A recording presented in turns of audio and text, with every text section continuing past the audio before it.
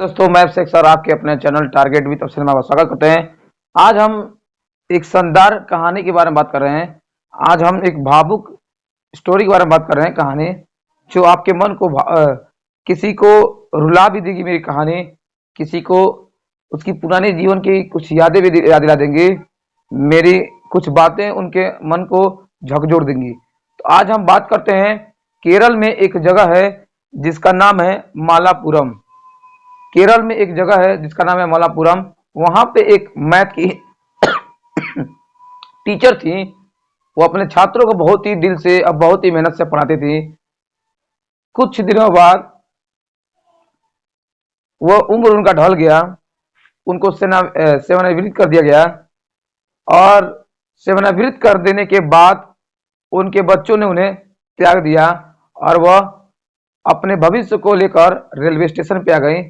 बहुत ही बुजुर्ग थी, उनकी स्थिति बहुत खराब उनको लड़कों ने कर दिया। जिनको खाने के लिए देते थे, पानी तक नहीं पूछते थे। बहुत स्थिति उनकी खराब हो चुकी थी। वो एक अफसरी से बिकने चुकी थी और कमजोर हो चुकी थी। वो रेलवे स्टेशन पे आ गई। तभी अचानक उनकी एक छात्रा थी, उन्होंने उसको रेलवे स्टेशन पे उनकी छात्रा ने अपने अध्यापक को देखा तो आंख में आंख भर गई और मतलब आंख से पानी हो गई। लेकिन वो पूर्ण रूप से नहीं जानती थी कि शायद मेरी ये अध्यापक है। लेकिन उनको थोड़ा सा लग रहा था उस लड़की को, बालक को, कि मेरी अध्यापक है। उस लड़की ने क्या किया, उस टीचर के पास गया। उस अध्यापक ने कहा गई और पूछी, क्या आप मेरी लड़की सॉरी जब लड़की देखी उनको तो तुरंत पहचान गई, ये तो मेरी क्लास टीचर थी, मैथ की मेरी क्लास टीचर थी। और वो देख के लड़की आंख से रो पड़ी। बोली कि मैम आप यहाँ पे क्या कर रही हैं और इस हालत में कौन आपको छोड़ दिया पे। तो उन्होंने कहा कि जिन बच्चों को मैंने गले लगाया और जीवन भर उनकी सेवा की, उस बच्चों ने भी मुझे त्याग दिया है। मुझे नौकरी से सेवानिवृत्त होने पर उसने मुझे घर से बाहर निकाल दिया। और तो लड़की ने बताया कि मैं आपकी स्टूडेंट और आपने मुझे हम लोग को पढ़ाया है। उस लड़की ने क्या किया, बहुत इस बात पे देखी और रोने लगी। और सभी लड़कियां गले, जो लड़की थी वो गले लगा ली। कही कि क्यों स्टेशन पे आ गए। कहीं कि अब जब बच्चों ने मुझे खाना मुझे बंद कर दिया तो इस रेलवे स्टेशन में भीख मांगने आ गई, क्योंकि मुझे अपने जीवन के बारे में मालूम नहीं है। मुझे अपने जीवन के बारे में मालूम नहीं है, इसलिए मैं इस रेलवे स्टेशन पे जूठा उठा खा के अपना जीवन गुजार रही हूँ। मुझे मेरे जीवन के बारे में मालूम नहीं।